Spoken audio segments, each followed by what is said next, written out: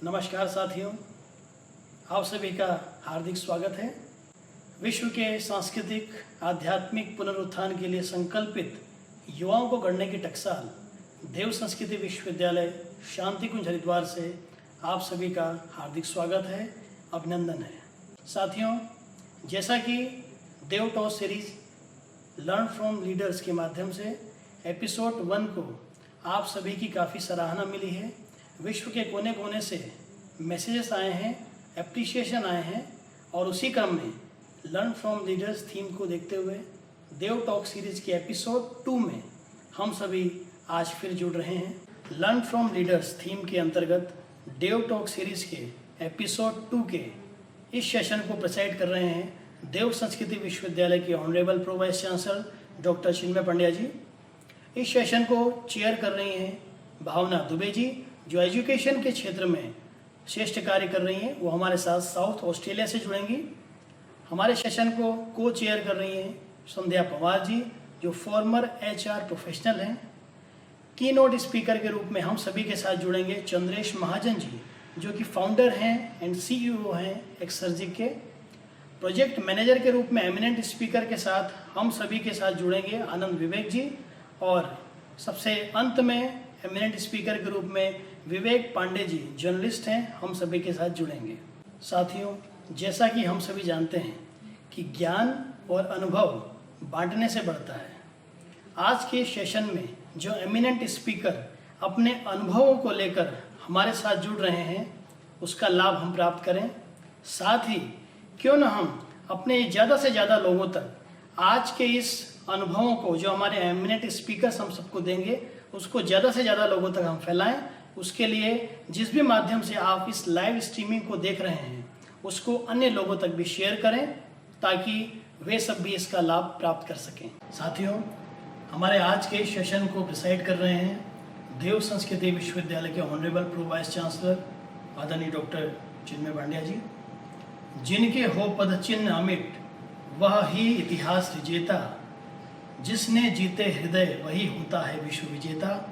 तो विश्व का हृदय जीतने वाले, अपने व्यक्तित्व के प्रकाश से जन जन को आलोक प्रदान करने वाले युवाओं के मार्गदर्शक, हजारों लाखों युवा जिनके व्यक्तित्व को देखकर प्रेरणा प्राप्त करते हैं। एक ऐसे युवा जिन्होंने वैश्विक मंच पर जाकर के भारतीय संस्कृति के अलग को जगाया है, चाहे वो UN का मंच हो, चाहे यूनेस्को का मंच हो, चाहे वन वर्ल्ड के रूप में 190 देशों के बीच जाकर के ज्ञान क्रांति के आलोक को फैलाया हो। ऐसे युवाओं के मार्गदर्शक, हमारे प्रेरणा स्रोत, जिन्होंने परम पूज्य गुरुदेव परम वंदनीय माता जी के आशीर्वाद से परम श्रद्धेय डॉक्टर साहब एवं परम श्रद्धेय जी के कुशल मार्गदर्शन में जिन्होंने अपने व्यक्तित्व को गढ़ा है और हजारों लाखों युवाओं के व्यक्तित्व को गढ़ रहे हैं, ऐसे युवाओं के मार्गदर्शक, युवाओं के icon honourable pro vice chancellor doctor Chinmay Pandya ji से हम निवेदन करते हैं कि अपने आशीर्वचन से हमें अनुग्रहित करें। ऑनरेबल डॉक्टर चिन्मय पंड्या जी।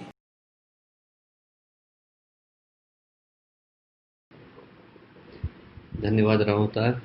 मित्रों, परम पूज्य गुरुदेव परम वंदनीय माता जी के दिव्य संरक्षण में आज का जो ये अत्यंत महत्वपूर्ण अवसर है, जब हम लोग देव संस्कृति विश्वविद्यालय और शांति कुंज हरिद्वार के द्वारा चलाए गए इस लर्न फ्रॉम लीडर कार्यक्रम की श्रृंखला के द्वितीय चरण में मिल रहे हैं, तो एक कार्यक्रम कुछ अत्यंत ही महत्वपूर्ण संभावनाओं को लेकर के आया है।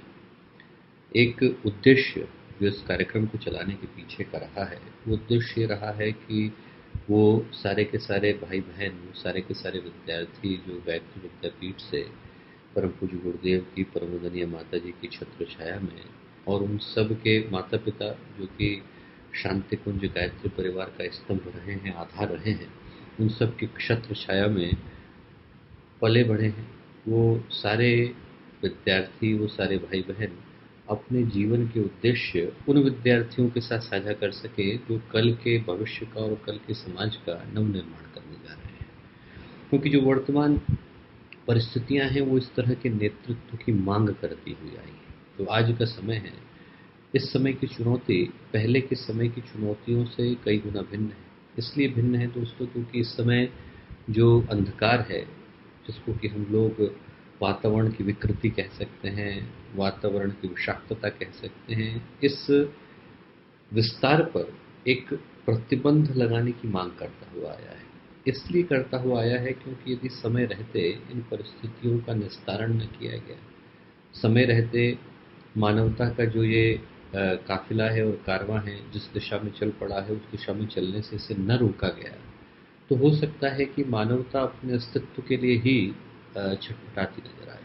आज की परिस्थितियां निश्चित रूप से गंभीर अंधकार से भरी हुई परिस्थितियां हैं। बाहर से तो दिखाई नहीं पड़ता, बाहर से देखने में तो ऐसा ही लगता है कि वैभव बढ़ रहा है, सुविधाएं बढ़ रही हैं, साधन बढ़ रहे हैं, सुख बढ़ रहे हैं, और उसके साथ साथ जो इंसान के व्यक्तित्व का पतन हुआ है, चरित्र के अंदर गिरावट आई है, सज्जनता सद्भाव के अंदर एक कमी आई है, उसका परिणाम इस रूप में निकल कर के आया है कि हर आदमी अपनी जिंदगी में छोटी छोटी समस्याओं के अंदर उलझ गया है। और जो आज की परिस्थितियां हैं वो गंभीर अध्यात्मवक्ताओं से लेकर, जिन लोगों ने इस समाज को एक महत्वपूर्ण दिशा दी, उनसे लेकर ऐसे लोगों तक जो विज्ञान की दृष्टि से आज के समय को देखते हैं, जो इस दृष्टि से देखते हैं कि सोशियोलॉजिकल डेवलपमेंट क्या है, साइकोलॉजिकल पैरामीटर्स क्या हैं, इन सारी दृष्टियों से जो आज का समय है वो इस तरह से कहा जा सकता है कि ये मानवता के भविष्य के ऊपर एक प्रश्न चिन्ह लगाता हुआ आया है। और ऐसे समयों में ही जो जागृत आत्माएं होती हैं उनके जागरण की पुकार होती है। यदि ऐसा समय आता है जब सगर के पुत्रों को एक बार ऋषि के श्राप को सहन करके दग्ध होना पड़ता है, तो परिस्थितियां साथ ही साथ भगीरथ को तप करने के लिए प्रेरित भी करती हैं। तो यदि वातावरण में अंधकार छाता है तो साथ ही साथ प्रकाश पुत्रों को, उन लोगों को जिनके अंदर देवत्व की संभावना है, उनसे जागने की पुकार भी लगाती है। ये भी कहती है कि आप जागिए, आप जागेंगे तो आप समाज को एक नई दिशा दे पाने की स्थिति में होंगे। और आज की परिस्थितियां निश्चित रूप से वैसी ही परिस्थितियां हैं। आज की परिस्थितियां ये कहती हैं कि आज जो बाहर का विस्तार है वो एक तरह से भीतर के दरिद्रगी का प्रमाण बन गया है। बाहर बहुत तेजी से हम लोगों के पास सुख साधन सुविधाएं, विलासिता के जितने भी आडंबर हैं वो सारे के सारे बढ़े हैं, और साथ ही साथ मनुष्य का चरित्र, व्यक्तित्व, उसकी ईमानदारी, उसकी सज्जनता, उसका सद्भाव, ये पूरी तरह से गिरे भी है। और ऐसे समयों में जो सबसे बड़ी विडंबना की बात है वो ये है कि आज की परिस्थितियों को देख करके ऐसा लगता है कि कहीं ऐसा ना हो कि जिनको हम धर्म, न्याय, नीति, सदाचार बोलते हैं, व्यक्तियों को सदा से भुला दें। कहीं ऐसा ना हो कि स्वामी विवेकानंद की तरह के व्यक्तित्व, गुरुदेव की तरह के व्यक्तित्व, वंदनीय माता जी की तरह के व्यक्तित्व, वो सारे व्यक्तित्व जिनका जीवन प्रकाश, पवित्रता, प्रखरता, परिष्कार का एक प्रेरणा पुंज कहा जा सकता है, उन सब के व्यक्तित्व को लोग ये सोचने लगे कि मिथकों की बात है। कहीं लोगों के मन में ये भावना आकर के गहरा विराजमान हो जाए कि ये बातें सिर्फ किताबों में पढ़ने के लिए हैं, पर असली ज़िंदगी से इसका कोई तारतम्य नहीं, उससे इसका कोई संबंध नहीं। आज परिस्थितियाँ मांग करती हैं कि आज की परिस्थितियों का प्रतिरोध करने के लिए जो जागृत आत्माएं हैं वो जागे। जब देवपुत्र जागते हैं, जब ऋषि संतानें जागती हैं, जब महामानव जागते हैं, तो वो समाज को जो दिशा देते हैं उस दिशा पर चलने का ये परिणाम निकल करके आता है कि अनोखों के मन में ये भाव जन्म लेता है कि हाँ, सच्चाई के पथ पर, अच्छे पथ पर चलने की आवश्यकता है, और जो इस पथ पर आगे बढ़ते हैं उनके जीवन अनेकों के लिए प्रेरणा बन जाते हैं। आज परिस्थितियाँ ऐसे ही जागृत व्यक्तित्वों से जागने की मांग करती है, और जिन लोगों के उद्बोधन आप लोग सुनने के लिए जा रहे हैं वो इसी आशय के साथ सुनने जा रहे हैं कि उन्हें छोटे से स्थान गायत्री विद्यापीठ से शिक्षा ग्रहण करी, और उसके बाद वो लोग बड़े बड़े स्थानों पर बड़ी बड़ी जिम्मेवारियों का निर्वहन कर रहे हैं। और करने के पीछे जो उनका भाव है वो यही है कि गुरुदेव का आशीर्वाद, वंदनीय माता जी का आशीर्वाद, उनके माता पिता का संरक्षण, मार्गदर्शन, और उनके जीवन से प्रेरणा पाकर अनेकों लोग अपने जीवन को एक सही, अच्छी और ऊंची दिशा दे सकते हैं। आज का कार्यक्रम आपके अंदर इन भावनाओं को जन्म देने वाला हो, ऐसी शुभकामनाएं, ऐसी मंगल का। धन्यवाद सर। निश्चित रूप से डॉक्टर पंड्या जी को सुन करके हम सभी ने प्रेरणा प्राप्त की है कि किस प्रकार जीवन के क्षेत्र में नेतृत्व क्षमता का विकास करके हम सफलता की सीढ़ियों पर चढ़ सकते हैं। आपका बहुत बहुत धन्यवाद। साथियों, हमारे इस सेशन को चेयर कर रही हैं भावना दुबे जी। आप अर्ली चाइल्डहुड एजुकेटर हैं, ऑस्ट्रेलिया के प्रतिष्ठित मिशन ऑस्ट्रेलिया अर्ली लर्निंग्स में रजिस्टर्ड टीचर के रूप में डिपार्टमेंट फॉर एजुकेशन में विशिष्ट सेवाएं प्रदान कर रही हैं। एडिलेड से हम सभी के साथ जुड़ रही हैं। बाल्यकाल से लेकर के अब तक अपने जीवन में उनके बहुत सारे अनुभव हम सभी को सुनने को मिलेंगे, जिनके द्वारा उन्होंने सफलता प्राप्त की है। कैसे अपने व्यक्तित्व को विकसित करें, कैसे कठिनाइयों से जूझें और आगे बढ़ें। युवाओं को प्रेरणा देने के लिए, हम सभी के साथ अपने अनुभवों को साझा करने के लिए हम सभी के मध्य आ रही हैं भावना दुबे जी।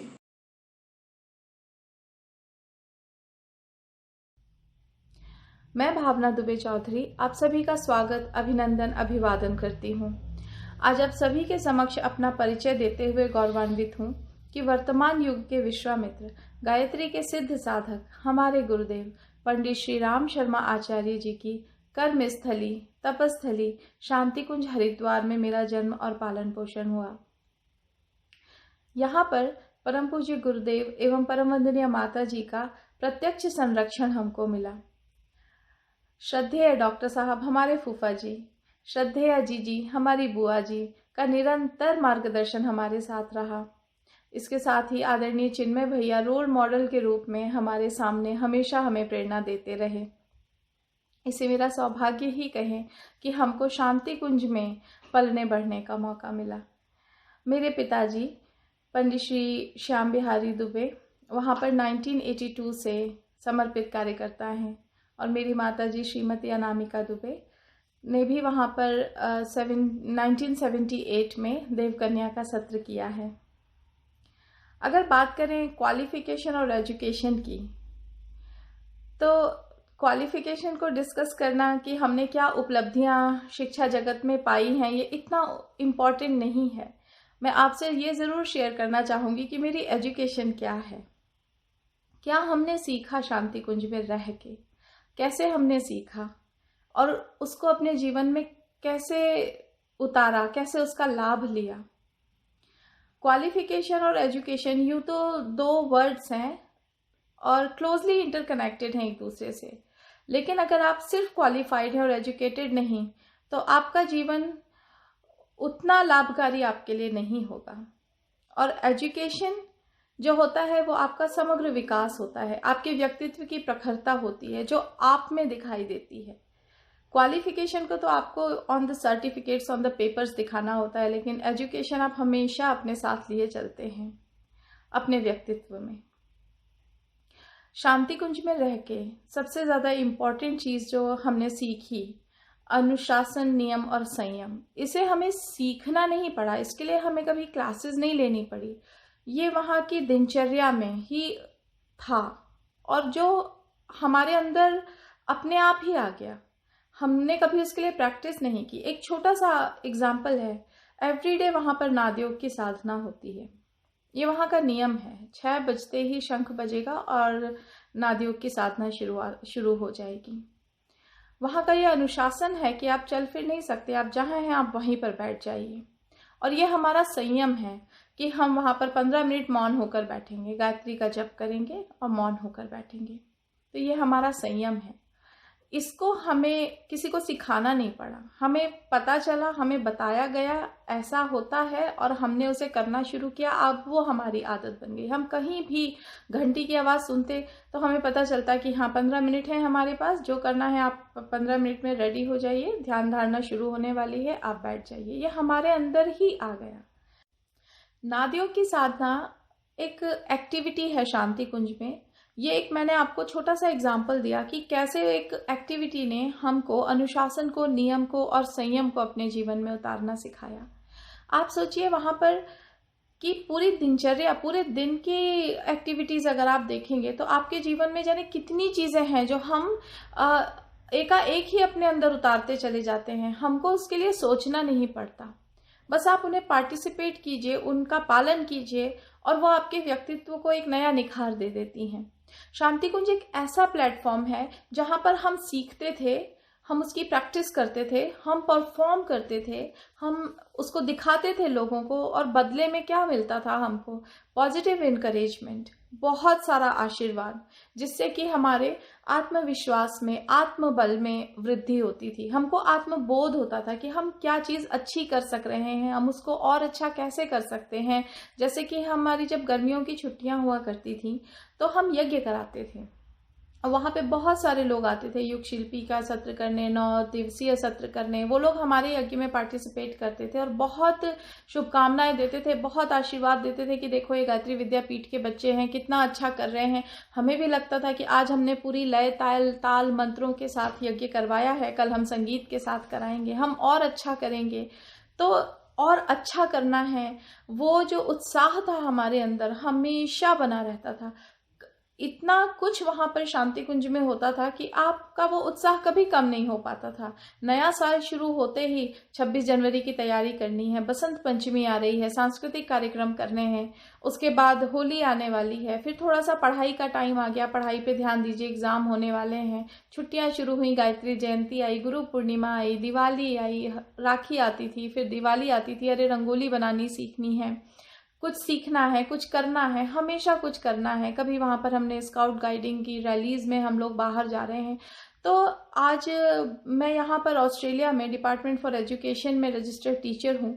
यहाँ के करिकुलम में जो लोगों को बताया जाता है ना कि ये करना है, इससे हमको ये लाभ होगा, हम बच्चे को इस तरीके से पढ़ाएं, कौन सी पेडागोजी अप्लाई करें उस बच्चे के व्यक्तित्व के विकास के लिए। तो कई बार मैं सोचती हूँ कि शांति कुंज में ऐसी कोई पेडागोजी टीचर्स नहीं पढ़ते थे, सब कुछ सुलभ था। हम लोग यहाँ छोटे छोटे बच्चों को सैंडपिट प्ले कराते हैं, वहाँ इतना कंस्ट्रक्शन होता था, हर तरफ रेत बालू बजरी हुआ करती थी, हम बहुत खेलते थे।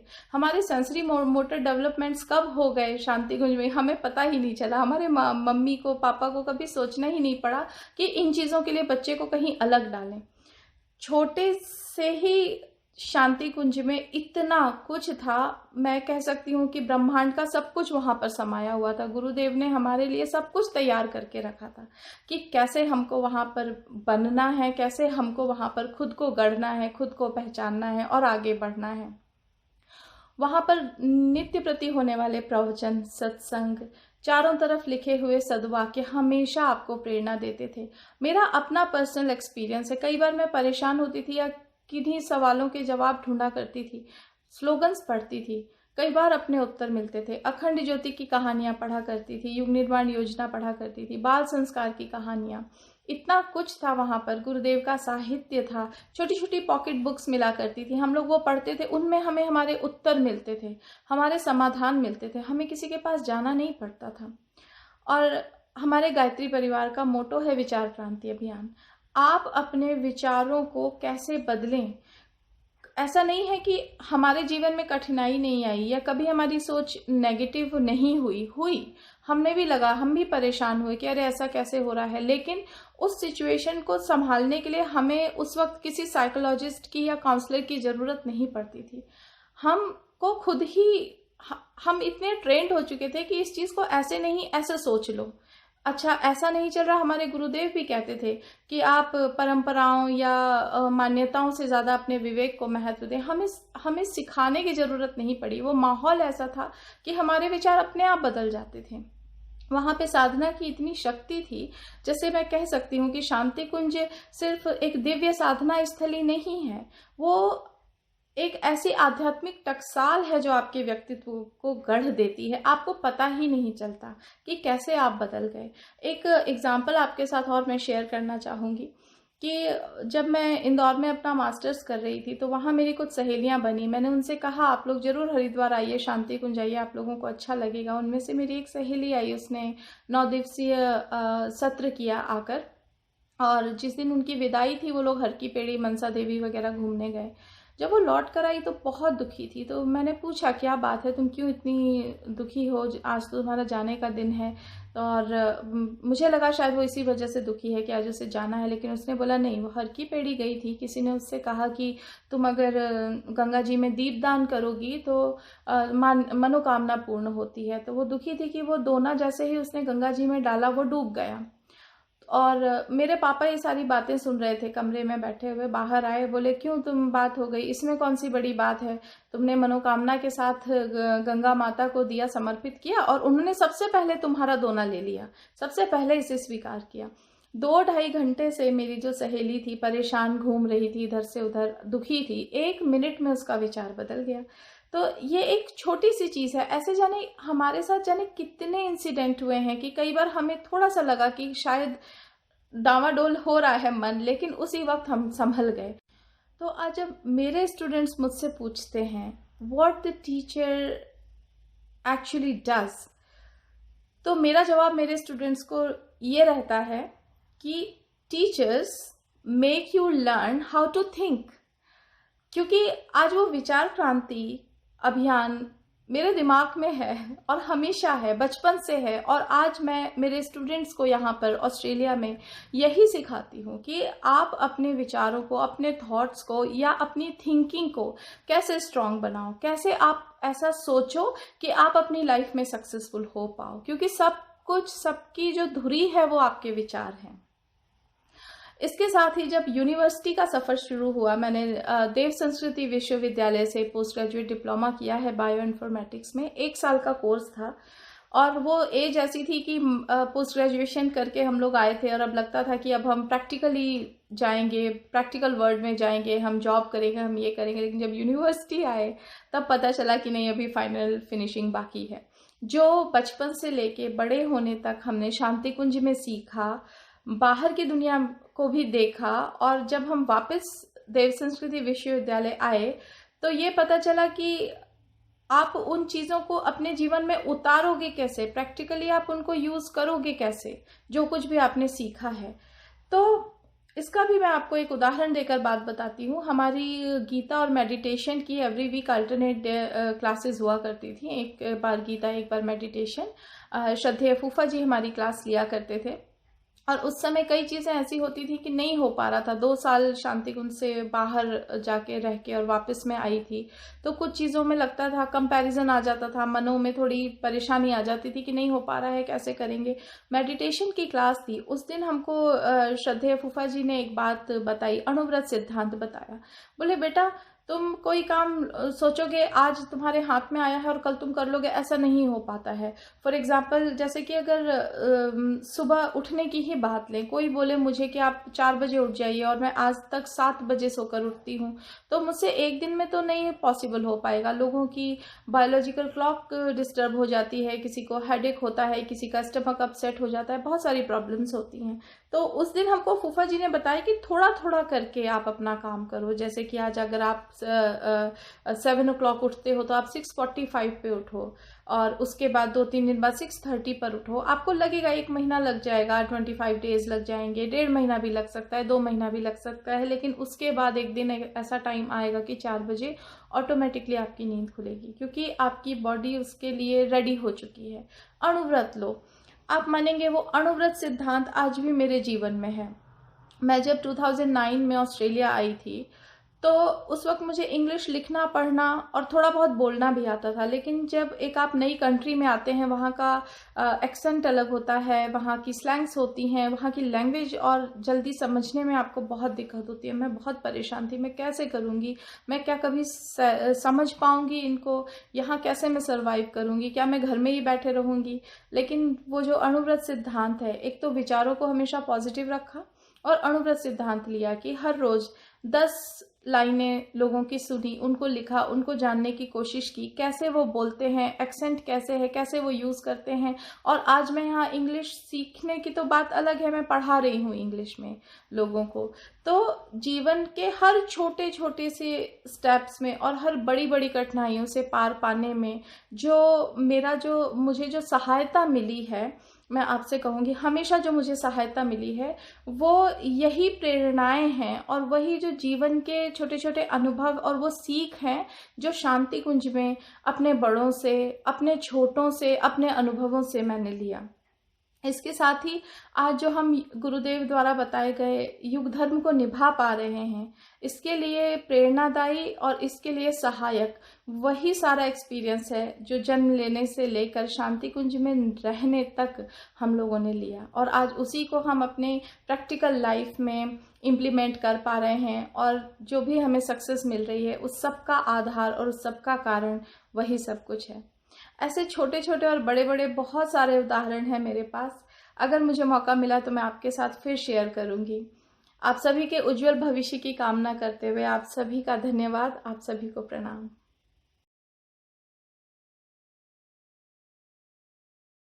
धन्यवाद भावना जी।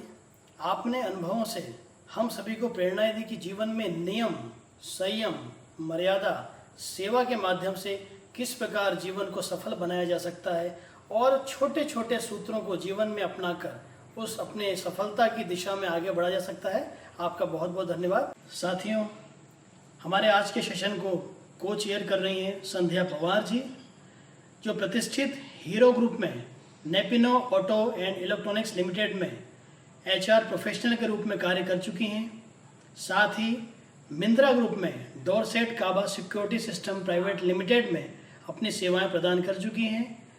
उनसे हम जानेंगे कि किस प्रकार प्रोफेशनल लाइफ में, मैनेजमेंट फील्ड में हम अपने भीतर स्किल्स डेवलप करके सफलता की सीढ़ियों पर चढ़ सकते हैं और ऊंचा नाम कमा सकते हैं। तो आइए हम उनसे निवेदन करते हैं कि अपने अनुभवों से हमारे विद्यार्थियों को, हमारे साथियों को लाभान्वित करें। संध्या Pawar ji. Hello friends, first of all I would like to share my regards to Adarniya Chinmay Bhaiya ji and Dev Sanskriti Vishwavidyalaya for providing me this opportunity to share my experience and knowledge with the students through this forum of Learn from Leaders. My name is Sandhya Pawar and currently I am living at Ghaziabad. I have studied in Gayatri Vidyapeeth, Shanti Kunj Haridwar, and I have done MBA with Human Resource Management. I have worked as a HR professional with Hero Group of Industries and Minda Group of Industries, and I'm having around 7 years of experience in the field of human resource. So here I would like to share some points, or you can say some lessons which I have learned in my professional life. The first point is positive attitude. As a HR professional, we have to do recruitment and selection in the organization, and as per the requirement of organization, we have to discover potential and talented candidates for vacant positions. So when I newly joined my company, my senior asked me one day that what will be your preferences regarding a candidate during interview or the hiring process. Then I immediately replied to him that I will give priority to the skills of candidate, experience and professional educational knowledge of candidate, degree of candidate. Then my senior told me that yes, of course, finding and hiring talented and skilled people is the important thing. But you know what is the most important thing? The most important thing is that we should focus on attitude of candidate, and that should be positive attitude. If you are having degree from a big college or institute, if you are having required experience also, if you are having required skills also, but if you don't have positive attitude, if you are having a negative attitude, then no one will gonna hire you. If you get hired through any link or resources, that you will not gonna perform or grow in the organization. So what is the most important thing is? The most important thing is that we should focus on our positive attitude. So I recommend to the candidates who are preparing to get job in the private sector that you should focus on your attitude, and that should be positive attitude towards the life and work as well. Now the second point is be a learner. Learning is a continuous process. ऐसा नहीं है कि आपने college कर लिया, आपको degree मिल गई, अब कुछ सीखने की ज़रूरत नहीं है, अब कुछ और पढ़ने की ज़रूरत नहीं है. No, end of academic session does not mean end of your learning. There is always something new in the life to learn. So when we study in college or school, teachers used to teach us and do regularly evaluation to improve our knowledge and learning. But in the professional life, In the corporate sector, nobody will come to teach you. If you want to learn something, if you want to know something, you have to go to others to learn that. You have to go to the other persons to know that. So always remember one thing, that my learning is my responsibility. Now, the third point is continuous improvement. There is a Japanese term which is called Kaizen. Kai plus Zen. Kai means changes. Zen means for good, for betterment. So Kaizen means changes for betterment. Basically, this system refers to continuous improvement in the manufacturing process to improve quality and productivity. So what we can learn from that? We can learn continuous improvement in our life also. We can learn to continuously improve our personality. We can learn to continuously improve our knowledge. We can learn to continuously improve our skills so that we can become better person in our life. Now, the fourth point is be responsible. Always take responsibilities. Always be accountable for your work, for what you have done. When you take responsibilities, when you ready to take responsibilities and you put your efforts to do the best work, you put your efforts to fulfill that responsibility, at the same time you open doors of opportunities, doors of progress for yourself. Fifth point is always maintain your dignity. We should always maintain our dignity and dignity of others. We should always remember that we belong to a great family, that is Gayatri Parivar. So we have to act according to our values, our belief systems, not like others. We have to maintain our identity. We cannot lose our basic identity. And trust me, when we don't copy others, when we maintain our originality, when we become a real person, then others will automatically get impressed and influenced by us. And that will help you to build your reputation in the organization. और यकीन मानिए कि गुरुदेव और माता जी के बताए हुए रास्ते पर चलकर हमें जो भी सक्सेस मिलेगी या हम जो भी अचीव करेंगे वो हमारे लिए हमारी ज़िंदगी में सबसे बेहतर ही होगा. और अपनी बात का समापन मैं गुरुदेव के इस सद्वाक्य के साथ करना चाहूँगी कि असफलता केवल यही सिद्ध करती है कि सफलता का प्रयत्न पूरे मनोयोग से नहीं किया गया. तो अगर आप इंटरव्यू में सफल नहीं हो पा रहे हैं, आपको असफलता मिलती है, या आप कॉम्पिटिटिव एग्जाम्स में सफल नहीं हो पा रहे हैं, उसे क्लियर नहीं कर पा रहे हैं, तो आपको अपना मनोबल तोड़ने की कोई ज़रूरत नहीं है. आपको सिर्फ और सिर्फ प्रयास करना है. प्रयास करते रहिए, करते रहिए, करते रहिए. एक ना एक दिन सफलता आपको ज़रूर मिलेगी. धन्यवाद.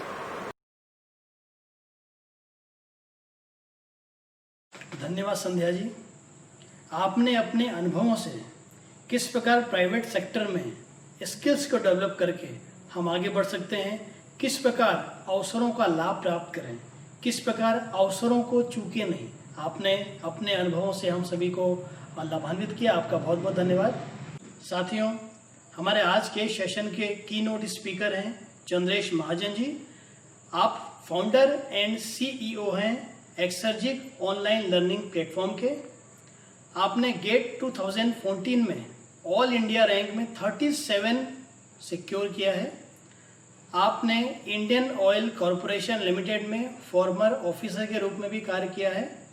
साथ ही आप NTPC HPCL में भी सेलेक्ट हुए हैं. आप डायरेक्ट एडमिट रेसिपिएंट रह चुके हैं IIT बॉम्बे के प्रतिष्ठित M.Tech डिज़ाइन प्रोग्राम के. साथियों, चंद्रेश महाजन जी ने अपनी सोच के द्वारा, मेहनत के द्वारा वो अचीवमेंट हासिल किया है जिनके माध्यम से हम सभी युवाओं को प्रेरणा मिलेगी. तो मैं निवेदन करता हूं और आमंत्रित करता हूं चंद्रेश महाजन जी को कि अपने अनुभवों को हम सभी से साझा करें. चंद्रेश महाजन जी. आप सभी को मेरा सादर प्रणाम. और मैं ये आशा करता हूँ कि परम पूज्य गुरुदेव और वंदनीय माता जी के आशीर्वाद से आप सब कुशल मंगल होंगे, स्वस्थ होंगे। और इससे पहले कि मैं कुछ बातें आपसे शेयर करूं, कुछ आइडियाज़, कुछ थॉट्स शेयर करूं, मैं अपने बारे में थोड़ा सा एक शॉर्ट इंट्रोडक्शन दे देता हूं। मेरा नाम चंद्रेश महाजन है। मैं शांति कुंज में ही पला बढ़ा हूं, बचपन से वहीं से ही गायत्री विद्यापीठ में मैंने शिक्षा ग्रहण की है। उसके बाद आगे जाके स्कूलिंग के बाद मैंने इंजीनियरिंग की है, बीटेक कंप्लीट किया है from mechanical engineering. I was a gold medalist in my university.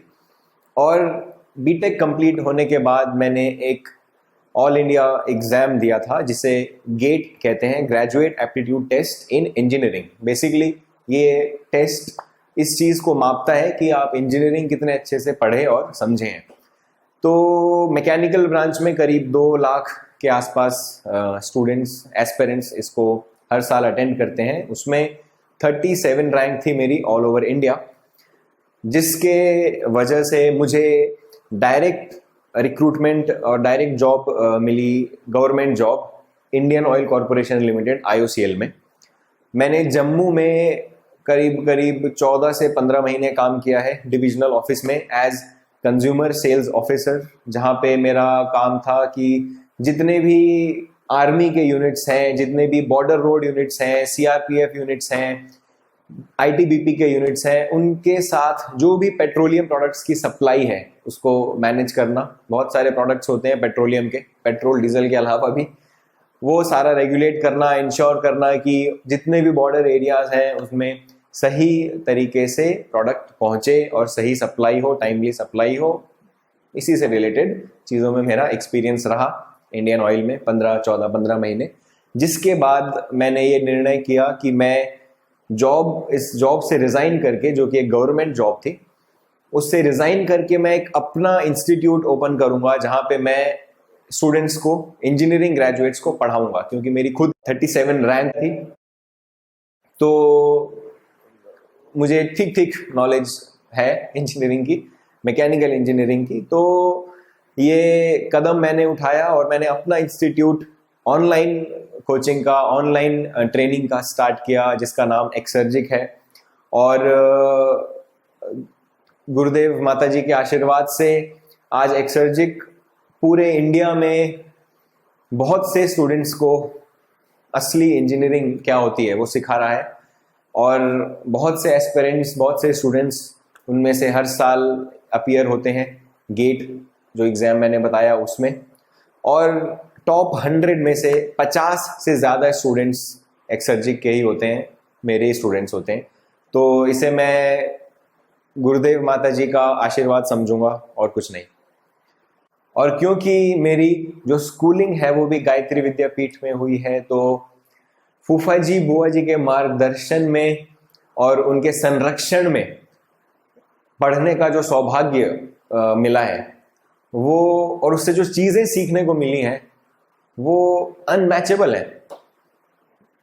अब के टाइम पे, इन करंट ईयर्स 2020, 2021, इन पीरियड्स में, इन सालों में भारत में जो एजुकेशन है उसमें कितने रिफॉर्म्स हो रहे हैं। आप पढ़ते होंगे न्यूज़, आपको पता होगा कि कैसे सिखाया, ये चीज़ इम्प्लीमेंट की जा रही है कि ध्यान जो रहे वो केवल मार्क्स में ना रहे, कितने नंबर आ रहे हैं उसमें ना रहे, लेकिन अलग अलग तरीके की स्किल्स, अलग अलग तरीके की क्वालिटीज़, अलग अलग तरीके के गुण भी स्टूडेंट्स को सिखाए जाएं। और कितने आश्चर्य की बात है कि ये सब चीज़ें हमें बचपन से सिखाई गई हैं, पहली कक्षा से। पढ़ाई के अलावा मिट्टी कला, पुस्तक कला, हस्तकला, स्काउट गाइड्स, जिसमें पढ़ाई की कुछ बात नहीं होती थी, जिसमें आर्ट, क्राफ्ट, आपकी क्रिएटिविटी, आपकी टीम बिल्डिंग, आपकी प्रॉब्लम सॉल्विंग एप्टीट्यूड और एबिलिटी, इन सब चीज़ों पे फोकस किया गया है बचपन से ही। योग हमें सिखाया गया है बचपन से ही। ये सब चीज़ें जो आज भारत में और विश्व में अब जाके प्रोमिनेंट हो रही हैं कि ये सारी चीज़ें भी एजुकेशन के साथ होनी चाहिए, ये सारी चीज़ें ब्रॉड लेवल पे एक्सेप्ट की जा रही हैं, वो चीज़ शांति कुंज में, गायत्री विद्यापीठ में आज से दशकों पहले से होती आ रही है। तो जो भी हम में से गायत्री विद्यापीठ में पढ़े हैं, जिन्हें भी वो सौभाग्य प्राप्त हुआ है, ये सारी चीजें और गुण हमें शांति कुंज में और गायत्री विद्यापीठ में गुरुदेव माता जी के आशीर्वाद और फूफा जी बुआ जी के मार्गदर्शन में बचपन से ही मिले हैं। और अगर मैं इस इनिशिएटिव की बात करूं, लर्न फ्रॉम लीडर्स, तो मुझे नहीं लगता कि मुझे ऐसा कुछ आता है या मैं ऐसा कुछ लीडर हूं जो मैं आपसे ऐसी कुछ बातें बताऊं या ऐसे कुछ थॉट्स शेयर करूं जो आपको पहले से ना पता हो। आप पहले से ही एक ऐसे माहौल में हैं, गुरुदेव माता जी के विचारों और साहित्यों से परिचित हैं।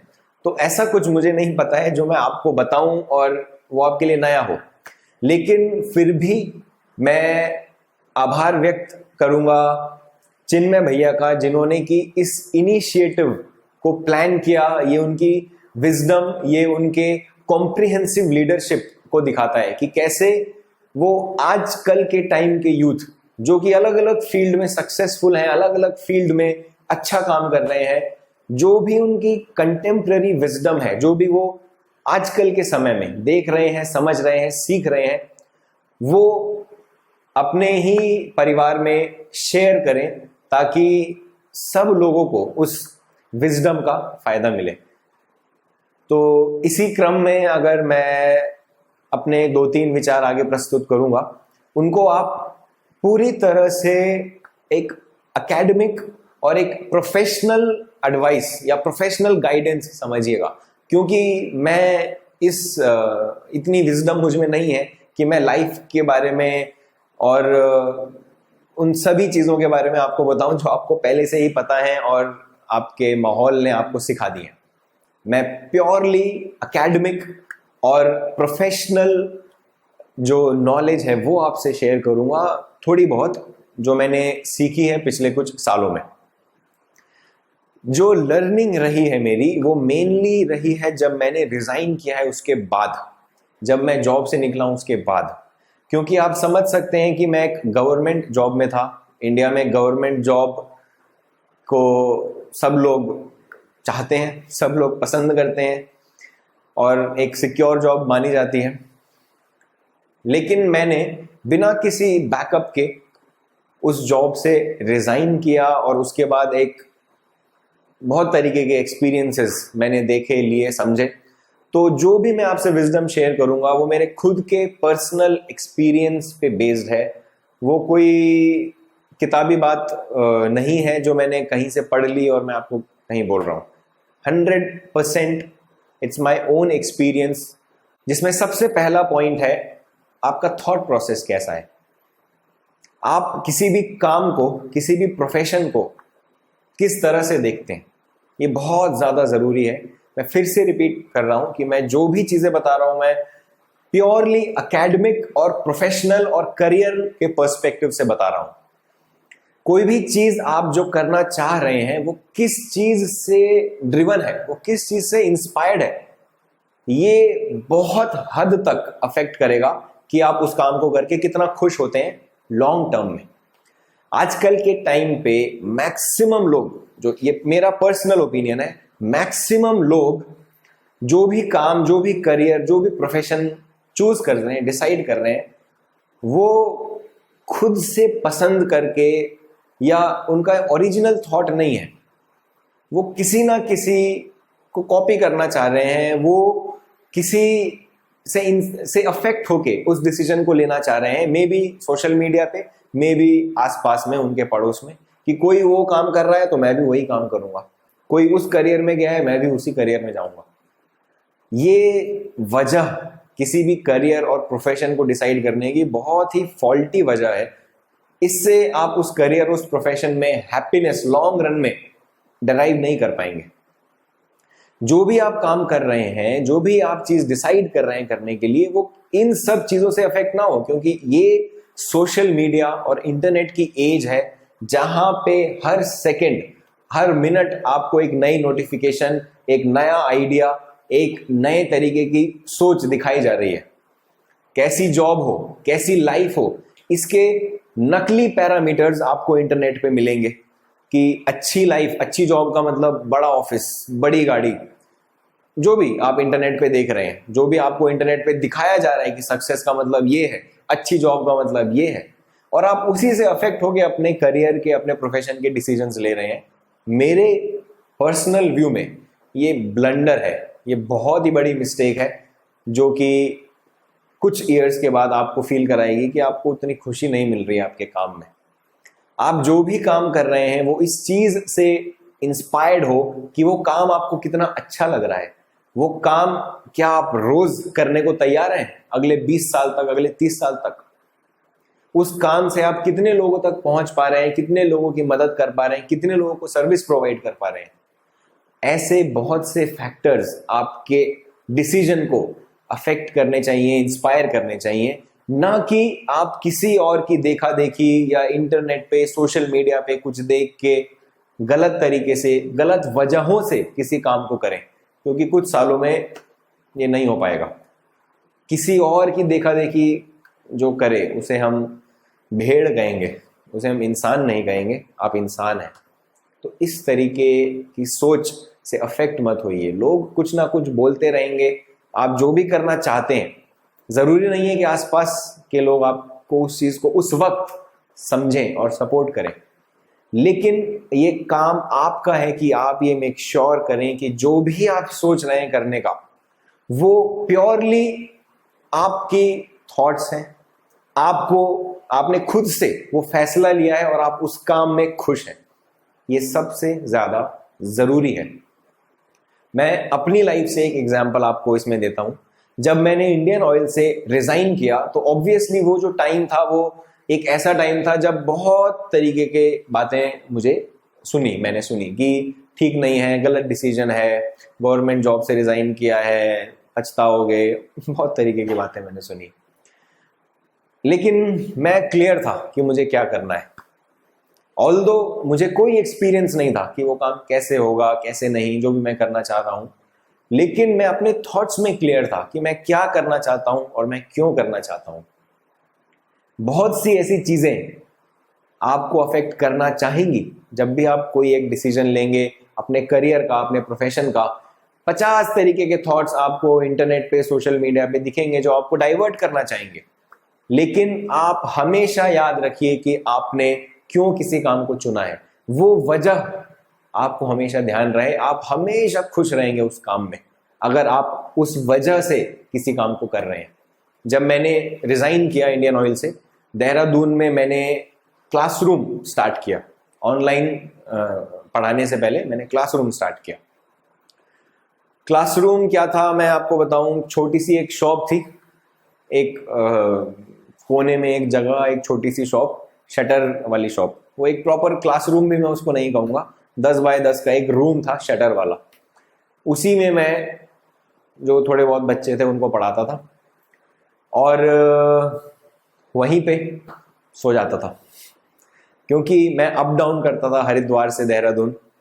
तो कई बार ऐसा होता था कि बारिश हो रही है, मौसम खराब है, मैं वहीं पे एक चेयर, 2 चेयर को जोड़ा, चेयर्स पे ही मैं सो गया। बहुत बार ऐसा हुआ है। ऑब्वियसली इंटरनेट था तब, मोबाइल था, लैपटॉप था, और स्टूडेंट से कनेक्ट होने के लिए सोशल मीडिया का यूज करना पड़ता है। सोशल मीडिया पे देखता था मैं कि कैसे जो मेरे साथ थे लोग, इंडियन ऑयल में थे, उससे पहले थे, कोई घर खरीद रहा है, कोई गाड़ी खरीद रहा है, और मैं यहाँ एक कोने में दुकान में शटर के अंदर चेयर पे सो रहा हूं। लेकिन मुझे उस वक्त भी इस चीज का कोई मलाल नहीं था, कोई दुख नहीं था, क्योंकि मेरी सोच क्लियर थी कि मैं ये काम क्यों कर रहा हूं। तब मैं 10 बच्चों को भी नहीं पढ़ाता था, और आज जैसा मैंने आपको बताया, all over India 100 rank, top 100 rank में 50 से ज्यादा स्टूडेंट्स मेरे ही हैं।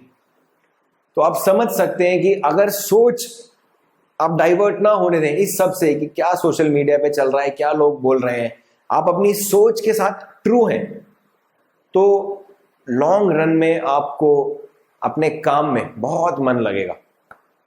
मेरा डेली, आज के वक्त मैं डेली काम करता हूं, मैं संडे को भी छुट्टी नहीं लेता हूं, मैं रोज काम करता हूं। मुझे उसमें मजा आता है, मेरा उसमें मन लगता है, क्योंकि मेरी सोच क्लियर है कि मैं ये काम क्यों कर रहा हूं। तब जब मेरे पास 5 या 7 स्टूडेंट्स पढ़ते थे या अभी, मेरी सोच में फर्क नहीं आया है। वजह किसी काम को करने की बदली नहीं है। और यही चीज अगर आपने सही से पकड़ ली, आप खुश रहेंगे लाइफ में, अपने काम से आप खुश रहेंगे। जैसा गुरुदेव ने कहा है, व्यस्त रहें मस्त रहें। आप बिजी रहेंगे और आप खुश रहेंगे, मस्त रहेंगे, आप अगर सही सोच को पकड़ के चलते रहेंगे तो। ये पहला पॉइंट था जो मैं आपसे शेयर करना चाहता हूं, क्योंकि विचार और थॉट्स बहुत कोर है किसी भी चीज को करने के लिए। विचारों के बाद आता है एक्शन, और एक्शन बहुत ही इंपॉर्टेंट है। आप कुछ चीज सोच रहे हैं कि नहीं मैं ये ही करूंगा, समझ में आ गया मुझे क्या करना है, मुझे अच्छा लगता है ये काम करना और इससे मैं बहुत सारे लोगों का भला कर सकता हूं, लेकिन आप उसके लिए एक्शन नहीं कर रहे हैं, तो कैसे होगा? ये एक स्टेटमेंट मैं आपको हिंदी का भी एक, संस्कृत का भी एक स्टेटमेंट और इंग्लिश का भी एक स्टेटमेंट बताता हूं, उसके बाद मैं अपने जो थॉट्स हैं वो शेयर करता हूं। संस्कृत में गायत्री विद्यापीठ में बचपन में एक लाइन सिखाई थी, उद्यमेन ही सिद्ध्यन्ति कार्याणि न मनोरथे न ही सुप्तस्य सिंहस्य प्रविशन्ति मुखे मृगा। इसका मतलब है कि आपको पता ही होगा, इसका मतलब है कि मेहनत से ही काम सिद्ध होते हैं। केवल मनोरथ और केवल सोचने से कोई काम सिद्ध नहीं हो सकता। जैसे कि सोते हुए शेर के मुंह में हिरण खुद नहीं घुसता है, उसको उठना पड़ेगा, भागना पड़ेगा, चेज करना पड़ेगा, तभी वो अपना पेट भर पाएगा। यही चीज बहुत बेसिक सी चीज है, लेकिन आपको बहुत अच्छे से समझनी है कि कोई भी थॉट आपके पास है, कोई भी काम आपने सोचा है करने का, अगर आप पूरे जी जान से उसमें नहीं डट रहे हैं, आप आधे मन से उस काम को कर रहे हैं और आप थोड़े टाइम उस काम को करते हैं, थोड़े टाइम कुछ और करते हैं, थोड़े टाइम आप दोस्तों के साथ इंटरनेट पे टाइम वेस्ट करते हैं, तो बहुत ज़्यादा सक्सेसफुल नहीं रहने वाला है आपका थॉट भी। आपको खुशी नहीं मिलने वाली है, वो जिस खुशी की मैं आपसे बात कर रहा था। इंग्लिश में जो स्टेटमेंट, एक सिंपल स्टेटमेंट है, that everybody wants the prize but nobody is willing to pay the price.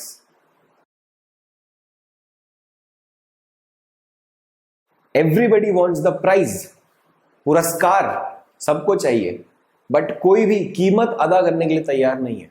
पुरस्कार क्या है? खुशी, सफलता आपके काम से। और कीमत क्या है उसकी? सैक्रिफाइस, मेहनत, अपना वो टाइम जो आप एंजॉय करते हैं, दोस्तों से बात करते हैं, गाने सुनते हैं, सोते हैं, वो टाइम काट के आपको काम करना है, मेहनत करनी है।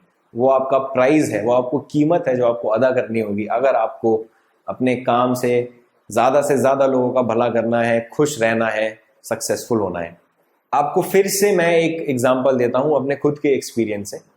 जब मैंने पढ़ाना स्टार्ट किया था, देहरादून में मैं पढ़ाता था, तब मेरे पास, क्योंकि जब मैंने रिज़ाइन किया था इंडियन ऑयल से, तो एक बॉन्ड मनी देनी होती है कंपनी को 4 साल से पहले कंपनी छोड़ने में, तो उसमें काफ़ी सारा अमाउंट मुझे पे बैक करना पड़ा था। जो मेरी सेविंग्स थी वो ऑलमोस्ट ख़त्म हो चुकी थी।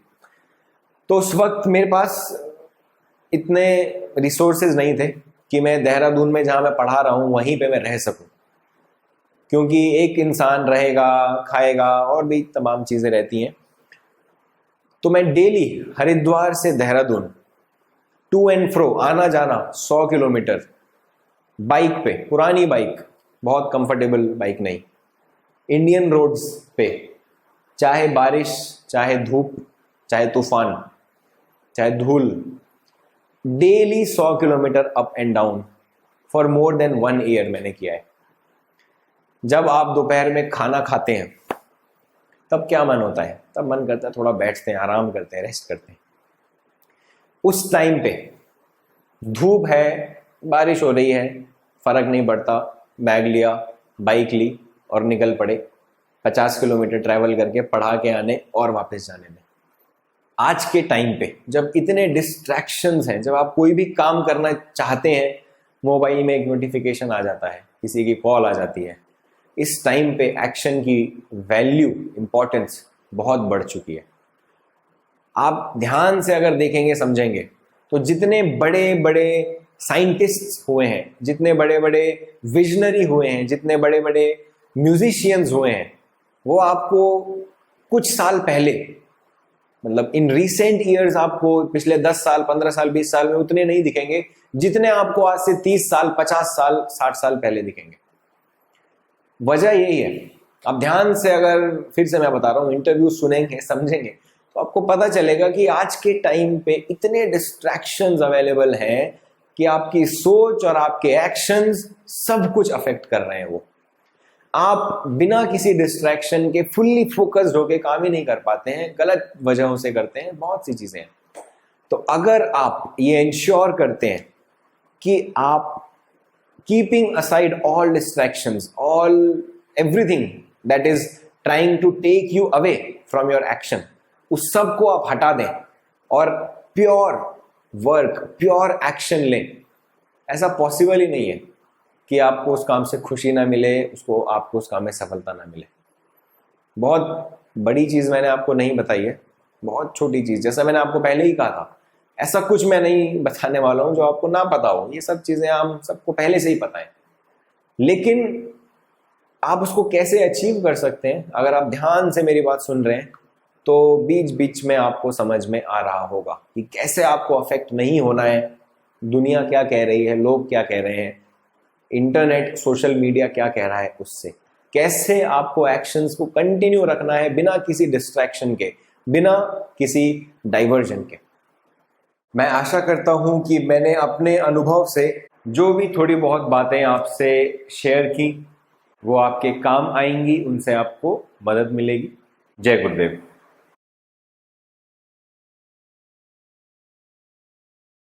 धन्यवाद चंद्रेश जी। साथियों, चंद्रेश जी के अनुभवों को सुनकर के निश्चित ही हम सभी को प्रेरणा मिली होगी कि किस प्रकार अपने थॉट प्रोसेस को ठीक करके, अपनी सोच को पॉजिटिव रख करके हम सफलता की सीढ़ी पर चढ़ सकते हैं और आगे बढ़ सकते हैं। बहुत बहुत धन्यवाद। साथियों, हमारे आज के इस सेशन के नेक्स्ट एमिनेंट स्पीकर हैं आनंद विवेक जी। आप प्रोजेक्ट मैनेजर हैं Cognizant technology solution Pune Maharashtra में। आपके अनुभवों से हम सब जानेंगे कि किस प्रकार प्रोजेक्ट के क्षेत्र में हम सफलता की सीढ़ियों को पा सकते हैं और आगे बढ़ सकते हैं। तो मैं आमंत्रित करता हूं आज के एमिनेंट स्पीकर आनंद विवेक जी को। सभी को मेरा बहुत बहुत नमस्कार। मेरा नाम आनंद विवेक यादव है। मैं कॉग्निजेंट में प्रोजेक्ट मैनेजर के रूप में काम कर रहा हूँ। मेरे को कॉग्निजेंट में काम करते हुए अभी तकरीबन 5 साल से ऊपर हो गए हैं। मेरी पढ़ाई लिखाई सारा कुछ शांति कुंज से ही हुआ है। मैं पहले गायत्री विद्यापीठ में पढ़ा करता था, 8वीं तक मैं गायत्री विद्यापीठ में था। उसके बाद स्कूलिंग ना होने के कारण मैं यहाँ से आर्मी स्कूल के लिए पढ़ने के लिए गया। वहाँ पे मैंने क्लास 9 से क्लास 12 तक अपना बोर्ड एग्ज़ाम वगैरह सब वहीं पे कंप्लीट किया। उसके बाद मेरा ग्रेजुएशन के लिए मैं अपना चेन्नई चला गया। चेन्नई में मैंने बीटेक किया है इलेक्ट्रिकल एंड इलेक्ट्रॉनिक इंजीनियरिंग से। देखा जाए तो चैलेंजेस हर किसी के लाइफ में होते हैं, छोटे से छोटे, बड़े से बड़े। कुछ किसी के लाइफ में छोटे छोटे चैलेंजेस होते हैं, किसी के लाइफ में बड़े बड़े चैलेंजेस होते हैं।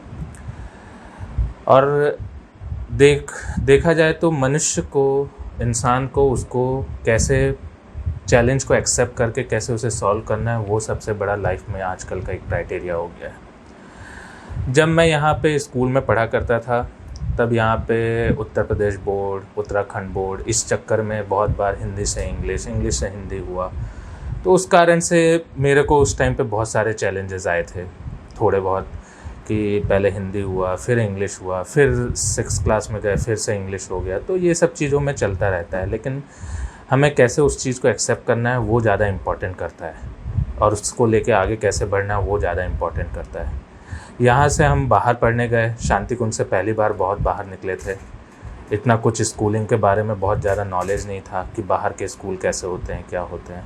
Army school, being a army school, वहाँ पे डिसिप्लिन बहुत हुआ करता था। तो वहाँ पे जाना, एक तरह से बच्चों से, बाहर के बच्चों से घुलना मिलना, ये सब आपस में एक बहुत बड़ा चैलेंज रहा करता था। इसके बाद मेरा मेन चैलेंज, जो मेरा एक स्ट्रगल चालू हुआ, मेन चैलेंज चालू हुआ, वो यहाँ से चेन्नई यहाँ से बहुत दूर था एक्चुअली देखा जाए तो माँ पिताजी भी थोड़ा लगा रहते थे, उन लोग को भी थोड़ी परेशानी रहती थी, उन लोग को भी कई बार लगा रहता था, जैसे जो मेरे दोस्त हैं, मेरे कलीग्स हैं जो हैं, वो लोग आसपास रहते थे, तो उन लोग को, वो लोग कभी भी छुट्टी में कोई छोटी मोटी छुट्टी मिली तो जल्दी आ पाते थे। और मेरा कैसा रहता था, मैं थोड़ा सा बाहर रहता था, तो चेन्नई में कभी मेरी जो लंबी छुट्टी पड़ती थी उसी बीच में आ पाता था। लेकिन ये सब के होने के बावजूद सीखा मैंने बहुत कुछ है चेन्नई से। चेन्नई आपको पता है तमिलनाडु में है, वहाँ पे लैंग्वेज बैरियर सबसे बड़ा इम्पॉर्टेंट चीज़ है। Language barrier in the sense वहाँ पे लोग हिंदी में बात नहीं करते हैं, बात करते हैं या तो आपको तमिल आनी चाहिए या इंग्लिश आनी चाहिए। तो वहाँ से मेरा एक तरह से एक फ़र्स्ट स्टेप चालू हुआ लाइफ का, इंग्लिश से लेके हर चीज़ों से लेके मैंने वहाँ बहुत सारी चीज़ें सीखी। वहाँ का खान रहन पीना, खाना रहना सब कुछ अलग है वहाँ पे, तो उस हिसाब से मैं वहाँ पे थोड़ा डला। मैं वहाँ पे 4 साल रहा। अगस्त 2015 में मेरा ग्रेजुएशन कंप्लीट हुआ। उसके बाद फिर मैं वापस से शांति कुंज आ गया। यहाँ पे 1 महीने रहने के बाद मुझे 1 महीने बाद कॉग्निजेंट का ज्वाइनिंग मिल गया। कॉग्निजेंट के ज्वाइनिंग मिलने के बाद, ये भी पुणे में था, महाराष्ट्र था, वो एक अलग सा एरिया था। तो वापस से मैं साउथ गया, नॉर्थ से साउथ गया, देन फिर साउथ से वापस से थोड़ा सा नीचे आ गया। तो बहुत सारी चीज़ें, बहुत सारे बदलाव होते रहे। महाराष्ट्र में भी जब पुणे मैंने कॉग्निजेंट ज्वाइन किया तो कैसा रहा कि मैं इलेक्ट्रिकल एंड इलेक्ट्रॉनिक्स बैकग्राउंड का था, तो मेरा कैंपस हुआ था कॉग्निजेंट, अपना चेन्नई SRM से मेरा कैंपस सिलेक्शन हुआ था, तो मेरी ट्रेनिंग कॉग्निजेंट के कैंपस में ही होने वाली थी। अब वहाँ मेरे को दे दिया गया एडवांस जावा का कोर्स दे दिया गया। अब मैं being electrical and electronics engineer, और मेरे को सॉफ्टवेयर लाइन में भी ये नहीं कि मेरे को टेस्टिंग दिया गया हो, बट मेरे को सीधे एक डेवलपमेंट के प्रोग्राम में डाल दिया गया। वहाँ पे उसी चीज़ की ट्रेनिंग चलती रही। 3 महीने ट्रेनिंग के कंप्लीट होने के बाद एक सिचुएशन ऐसा आया कि हमें एक्चुअली ट्रेनिंग कंप्लीट करने के बाद कुछ मॉड्यूल्स होते हैं, उसे कंप्लीट करना होता है। अगर आपने वो कंप्लीट नहीं किया तो आपका क्या रहेगा कि अगर आपको 3 अटैम्प्ट्स मिलते थे वो चीज़ों के लिए, तो अगर वो आपने 3rd अटैम्प्ट में क्लियर नहीं किया तो उसके बाद आपको मतलब Cognizant as a permanent employee नहीं रखेगी। तो मेरे को आज भी वो लम्हा याद है कि क्या हुआ था। मैं वो एक एडवांस जावा का एग्ज़ाम दे के आया, पता नहीं कैसे मैंने वो क्लियर किया है, बट क्लियर हो गया। बट उससे पहले एक बहुत बड़ा डर था, क्योंकि वो मेरा 3rd अटैम्प्ट था। मैंने अपने पापा को कॉल किया कॉग्निजेंट वहीं कैंपस में रह के कि पापा मैं एग्ज़ाम दे के तो आ गया हूँ, बट मैं खुद श्योर नहीं हूँ कि क्या है, मतलब एग्ज़ाम कैसा गया है, और हो सकता है अगर मैं फ़ेल हो गया तो मेरे को वापस से शांति कुंज आना पड़े और फिर मेरे को आगे करियर में कुछ और सोचना पड़ेगा, कुछ पता नहीं था। बट गुरुदेव की कृपा रही। गुरुदेव ने जैसा कहा है कि जो हमारा जो युग निर्माण सत्संकल्प है, जो हमारे 18 सूत्र हैं, बेसिकली वो क्या चीज़ है, वो एक तरह से हमारे गीता के 18 अध्याय हैं। अगर उन सूत्रों को किसी ने अपने जीवन में उतार लिया तो वो आगे बढ़ता जाएगा, उसको, इंसान को आगे कभी नहीं कुछ प्रॉब्लम होगा। मुझे अभी भी याद है पापा ने उस टाइम पे कॉल पे क्या कहा कि बेटा तू शांति कुंज का है, यहाँ पे कल्प वृक्ष है, तू जो मान के गया है वो तुझे मिलेगा। मैंने भी वही सोचा। जब एग्ज़ाम का रिजल्ट आया नेक्स्ट डे, मैं पास हो गया। मैं कॉग्निजेंट का परमानेंट एक तरह से एम्प्लॉय हो गया। ट्रेनिंग के बाद मेरा एक परमानेंट एम्प्लॉय बन गया मैं। तो बेसिकली मैं ये एक स्टोरी इसलिए बताना चाह रहा था कि इंसान के लाइफ में हर चीज़ में चैलेंज है, but the more important thing is कि आप उसको कैसे एक्सेप्ट करते हो। एक्सेप्ट करना ही, और उसको आगे कैसे लेके जाना है, कैसे उसको किस वे में लेके जाना है, वो इम्पॉर्टेंट रखता है। एक बहुत बढ़िया एक उदाहरण देना चाहता हूँ आपको। जब आप देखते हैं कि नारियल का एक पेड़ होता है, वो कहाँ पे उगता है, आपको भी पता है कि वो जनरली समुद्र के किनारे होता है, सी एरिया के नियर बाय होता है। लेकिन अगर आप देखेंगे तो समुद्र का पानी तो खारा रहता है, लेकिन वही नारियल का पानी हमें मीठा पानी देता है। स्ट्रगल तो वहाँ पे भी है नारियल के पानी के लिए। एक तो नारियल का पानी बहुत ऊपर होता है, मतलब नारियल को तोड़ने के लिए हमें बहुत ऊपर चढ़ना पड़ता है, लेकिन वहाँ पे समुद्र में खारा पानी होने के बावजूद भी हमें नारियल का पानी हमें मीठा पानी देता है। प्रकृति, भगवान ने कितनी अच्छी अच्छी चीज़ों का निर्माण किया है। तो बेसिकली मैंने लाइफ में एक चीज़ हमेशा से यही सीखा कि देखिए चैलेंज को कैसे एक्सेप्ट करना है और कैसे आगे बढ़ते जाना है। जब मेरा एडवांस जावा का हो गया, मेरा जब ये कॉग्निजेंट में कंप्लीट हुआ कोर्स वगैरह सब, फिर मैंने एक प्रोजेक्ट ज्वाइन किया, TriZetto health care. That was one of the biggest health care still in the US, और उसको कॉग्निजेंट ने जस्ट 1 साल पहले ही एक्वायर किया था, उनको ख़रीद लिया था ट्राइजेटो हेल्थ केयर को। तो वहाँ पे मेरे को एज अ प्रोजेक्ट मैनेजर का रोल मिला। प्रोजेक्ट मैनेजर प्लस मेरे साथ टेक्निकल भी जुड़ जाता है, तो मेरा role technical plus project manager, मेरा दोनों काम रहता है। मेरे को टेक्निकलिटी के लिए भी देखना पड़ता है, प्लस प्रोजेक्ट मैनेजर के लिए भी देखना पड़ता है। जब मैंने ये दोनों चीज़ को सीखना चालू किया, तब मेरे लिए और उससे बड़ा चैलेंज आया। क्लाइंट जो मेरे को मिलने चालू हुए वो सीधे यूएस बेस्ड क्लाइंट थे। ऐसा भी नहीं कि कोई इंडियन है, कभी कुछ हिंदी में बात हो जाए, कभी कुछ है। एक कॉन्फिडेंस होना चाहिए इंसान के, तो वो कॉन्फिडेंस धीरे धीरे डगमगाता रहता था। कभी कभी डगमगा जाता था कि बाहर का क्लाइंट है, ठीक है, कैसे हैंडल करूँगा, कैसे क्या करूँगा। तो सेकंड चीज़ मैं बोलना चाहता हूँ कि एक कॉन्फिडेंस इंसान में होना बहुत ज़रूरी है। अगर वो एक कॉन्फिडेंस, ओवर कॉन्फिडेंस नहीं रख सकते, लेकिन अगर आप वो कॉन्फिडेंस लेके आप अच्छे से आगे बढ़ोगे, तो वो जो कॉन्फिडेंस है वो आपको एक कुछ चीज़ अचीव करने के लिए एक आपको हौसला देगा। और गुरुदेव का एक सिद्धांत है, समझदारी, ईमानदारी, जिम्मेदारी और बहादुरी को हम अपने जीवन का एक अविच्छिन्न अंग मानेंगे। मतलब आपको काम ईमानदारी से करना है, समझदारी से करना है और बहादुरी और जिम्मेदारी से करना है। इसमें क्या होगा, अगर मैं वहाँ से भाग जाता, अरे यार मैं कैसे हैंडल करूँगा ये क्लाइंट, यूएस का क्लाइंट पकड़ा दिया मेरे को डायरेक्ट, ठीक है, कोई इंडिया का भी क्लाइंट नहीं है, तो एक अलग सा इम्प्रेशन होता, ठीक है, मैं शायद डर के भाग रहा होता अभी या और कुछ कर रहा रहता। लेकिन उस जगह मैंने एक थोड़ा सा अपना कॉन्फिडेंस को बिल्ड किया, ठीक है, धीरे धीरे, क्योंकि मेरे को भी पता था कि देखिए भागने से कोई सॉल्यूशन नहीं है, एक्चुअली उसको एक्सेप्ट करके ही आगे बढ़ना पड़ेगा। तो मेरा जो पहला प्रोजेक्ट था वो मेरे को मिला। तो पहले तो मैं किसी के अंडर पे काम करता था, तो धीरे धीरे एक्सपोजर मिलना चालू होता है। मतलब they can not directly recruit in and directly allow you to talk to the clients and everything. तो आपको डायरेक्टली नहीं अलाउ करते, आप धीरे धीरे आप किसी के अंडर पे आप काम करोगे, फिर उसके बाद आपको ओन प्रोजेक्ट मिलेंगे जिसको आप खुद हैंडल करोगे। तो ऐसा करते करते आगे बढ़ते रहा मैं। उसके बाद मैंने अभी तक ऑलमोस्ट मैं 15 से 20 प्रोजेक्ट में हैंडल कर चुका हूँ with the team of almost her project में, हर जो भी हैंडल किया है मैंने प्रोजेक्ट, उसमें 20 से 30 लोग का एक ग्रुप रहता है जिसको मेरे को रन करना रहता है। लाइक हमारा रिक्वायरमेंट रहता है कि बेसिकली जो मेरा हेल्थ केयर है वो क्या करता है, वो लोग बेसिकली, आपको पता है कि यूएस में most of the citizen insurance कराते हैं। इंश्योरेंस का क्लेम्स कैसे होता है, तो वो हॉस्पिटल में वो बंदा जाएगा, वो बोलेगा सीधे कि मेरा इस कंपनी के साथ इंश्योरेंस है, ठीक है, आपको जो पैसा चार्ज करना आप इस कंपनी से उठा लेना क्योंकि मैंने इनके साथ इंश्योरेंस करा रहा है। Means they are more to the cashless.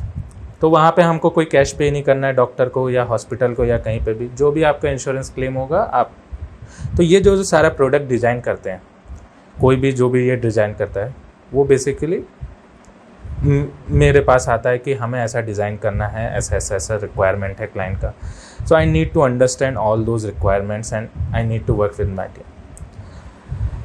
तीसरी बड़ी चीज़ मैं बोलूँगा कि डिसिप्लिन इन सब चीज़ों में जब से ज़रूरत है। डिसिप्लिन इन द सेंस कि मेरा वर्क आवर कैसे चालू होता है, 2 या 3 बजे मेरा दोपहर को IST, मतलब इंडियन टाइम जोन के हिसाब से मैं बता रहा हूँ कि मैं 2 या 3 बजे काम करना चालू करता हूँ। या 4 बजे, क्योंकि मेरे सारे क्लाइंट यूएस बेस्ड हैं, तो मेरे को माउंटेन आवर्स में काम करना पड़ता है, उनके लिए माउंटेन आवर्स होता है। So they are like 11 hour 30 minutes behind with India. तो मेरा actually shift schedule almost like मैं 2-3 बजे दोपहर को लॉगिन करूँगा और 3-4 बजे मेरे को मॉर्निंग में सोना रहता है। डिसिप्लिन इन द सेंस मैं ये बोलना चाहता हूँ कि आपका एक स्वाध्याय नहीं छूटना चाहिए, ठीक है। आप कभी भी कुछ भी काम करें, एक स्वाध्याय रहना चाहिए। जैसे मैं गुरुदेव की किताबें पढ़ता रहता हूँ, ठीक है, उससे कैसा है, एक एनर्जेटिक फील होता रहता है कि गुरुदेव ने क्या बोला है, किस चीज़ को कैसे हैंडल करना है, क्या है। बहुत सारी चीज़ों को गुरुदेव ने बड़े ही सरल स्वभाव में समझाया हुआ है किताबों में उनके। तो वो सारी चीज़ों के लिए स्वाध्याय करते रहिए, जप करते रहिए, आपका योगा पॉसिबल है, योगा करते रहिए, प्राणायाम करते रहिए। मेडिटेशन एक इन सब आईटी लाइफ में एक तरह से मेडिटेशन सबसे इम्पॉर्टेंट चीज़ है, क्योंकि आपका स्ट्रेस लेवल इतना ज़्यादा हो जाता है। आप 10 घंटे 12 घंटे कंटिन्यूस काम कर रहे हैं, आप कंप्यूटर के सामने हैं, तो आपका स्ट्रेस, हेडेक, ये सब चीज़ें, तो मेडिटेशन वगैरह ये सब चीज़ों करने से ना ये सब चीज़ें कंट्रोल में रहता है थोड़ा। उसके बाद जब डिसिप्लिन आपका सही है, बीइंग अ प्रोजेक्ट मैनेजर मैंने बहुत सारी चीज़ें सीखी, क्योंकि I need to run like a team of 20 to 30 people. उसमें मेरे पास डेटाबेस के लोग होते हैं, सर्वर जो नए बिल्ड करते हैं, प्रोडक्ट जो डिज़ाइन करते हैं, प्रोडक्ट के पीपल होते हैं, नेटवर्किंग के पीपल होते हैं, वीएम के होते हैं, जहाँ से हम स्टोरेज, हमारा डेटा सेंटर है खुद का, मतलब वहाँ से कैसे उसके स्टोरेज को कैसे एलोकेट करना है, स्टोरेज, वर्चुअलाइजेशन। सो इन सब का एक कॉम्बिनेशन रहता है और इन सब के साथ मेरे को काम करना रहता है। And I need to be technical. Looks like कि मैं अभी सिक्वल पे भी काम करता हूँ, ओरेकल पे भी काम करता हूँ, साइबेस पे भी काम करता हूँ। I have all the basic understanding of the networking. मेरे को सर्वर बिल्ड से लेके क्या चीज़ है, कई चीज़ें, क्योंकि क्या होता है टेक्निकलिटी के कारण मेरे को खुद रिजॉल्व करना रहता है। लाइक कभी कोई टीम अवेलेबल नहीं है तो जितना मेरे से हो सकता है वो चीज़ें मेरे को रिजॉल्व करना होता है। तो ये सब चीज़ों को कंसिडर करते हुए प्रोजेक्ट मैनेजमेंट ने भी मेरे को बहुत सारी चीज़ें सिखाई। लाइक टीम मैनेजमेंट, आपके टीम में कोऑर्डिनेशन नहीं होगा, आप किसी चीज़ को रन नहीं कर सकते हो। आप क्लाइंट को कमिट किए हो कि मेरे को ये प्रोजेक्ट तीन वीक में आपको डिलीवर करना है, आप कैसे करने जाओगे डिलीवर? एक टीम मेंबर बोल रहा है कि नहीं मेरी तबीयत ख़राब है, एक टीम मेंबर की दूसरी टीम मेंबर से बनती नहीं है, तो वो दोनों के बीच में कॉन्फ्लिक्ट है, वो बोलेगा नहीं ये चीज़ इसने सही नहीं किया, ये चीज़ इसने सही नहीं किया। ये सारी चीज़ों को भी लेके कंसिडरेशन में लेके हमें चलना पड़ता है। क्यों? क्योंकि मेरे लिए तो मेन एजेंडा, जो मेरा मेन टारगेट है, I need to deliver that project before my deadline. नहीं तो क्लाइंट आके मेरे को बोलेगा, क्लाइंट तो मेरे टीम मेंबर से बात नहीं करने जाएगा। They know me, I am the communication between the client and my team. तो ये टीम मैनेजमेंट हो गया। लीडरशिप क्वालिटी आपके में होनी चाहिए। लीडरशिप क्वालिटी, आप अपनी टीम को कैसे लीड करते हो। आपको बेसिकली जो भी आपके स्टेक होल्डर्स हैं, स्टेक होल्डर्स मतलब आपके डायरेक्टली इनडायरेक्टली जो भी इन्वॉल्व है, इवन जो आपको एक चाय पिलाता है ऑफिस में लाके, वो भी आपका स्टेक होल्डर होता है। तो आपका उसके साथ कैसा बर्ताव है, क्योंकि वो आपको लाके, आपकी टीम को लाके चाय पिलाने वाला है, कुछ खिलाने वाला है, आपका उसके साथ बर्ताव कैसा है। तो ये लीडरशिप क्वालिटी में आ जाता है कि आप कैसे एक टीम को लीड करके आप आगे चल रहे हो, बीइंग अ लीडर। गुरुदेव हमारे एक तरह से लीडर रहे सबके लिए, वो पूरे मिशन को आज तक लेते हुए चल रहे हैं। उन्होंने क्या से क्या नहीं कर लिया सबको पता है। Everyone has a live examples. तो हम सबको ये सब चीज़ें कंसिडरेशन में लेके चलना पड़ता है। मेरे लिए और भी बहुत सारी चीज़ें, मेरे लिए प्लानिंग से लेके, क्योंकि अगर मेरे को 3 वीक्स में कुछ डिलीवर करना है तो मेरे पास कुछ प्लानिंग होना चाहिए कि ये प्रोडक्ट मेरा 2 दिन में डिज़ाइन हो जाना चाहिए, मेरी बिल्डिंग चालू हो जानी चाहिए, ये चीज़ ये टाइम पे बिल्ड, सर्वर बिल्ड से लेके डेटाबेस बिल्ड से लेके ये सारी चीज़ें चालू हो जानी चाहिए। प्रोजेक्ट का लुक कैसा है, ये सारी चीज़ें, ये मेरे को एक प्लानिंग करना पड़ेगा। Means planning will be also a factor कि आप कैसे, if you are not a good planner, आप 3 वीक में डिलीवर नहीं कर पाओगे आप कोई प्रोडक्ट को। You need to be a good planner, then only you can deliver something to the client, और वो भी विदाउट फॉल्ट, क्योंकि मेरे को कंसिडरेशन में लेके सब कुछ चलना पड़ेगा कि बिफोर क्लाइंट मेरा टेस्टिंग भी कंप्लीट होना चाहिए। वो टेस्टिंग में क्या क्या फॉल्ट है उसको वापस से डेवलपर्स को बोल के मेरे को वापस से वो सारी इश्यूज फिक्स करा के मेरे को इंटरनल टेस्टिंग सक्सेसफुली वैलिडेशन करना है। तो ये भी एक इम्पॉर्टेंट चीज़ हो गई।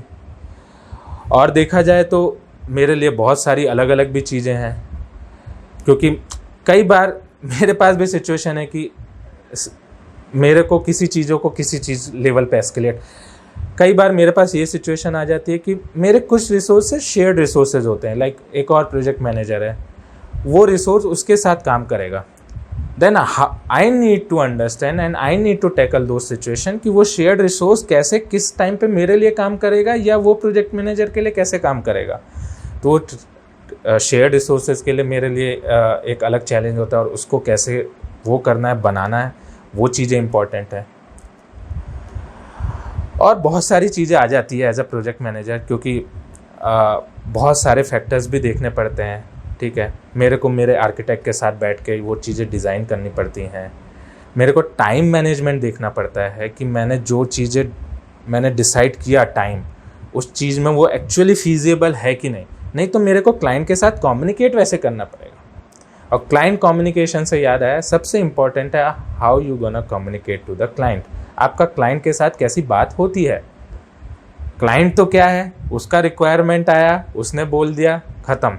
ठीक है, मैं उसको जाके ये नहीं बोल सकता हूँ कि मेरे इंटरनल टीम में ये प्रॉब्लम हो रही है, मैं ये प्रोडक्ट तुमको इस टाइम पे डिलीवर नहीं कर सकता हूँ।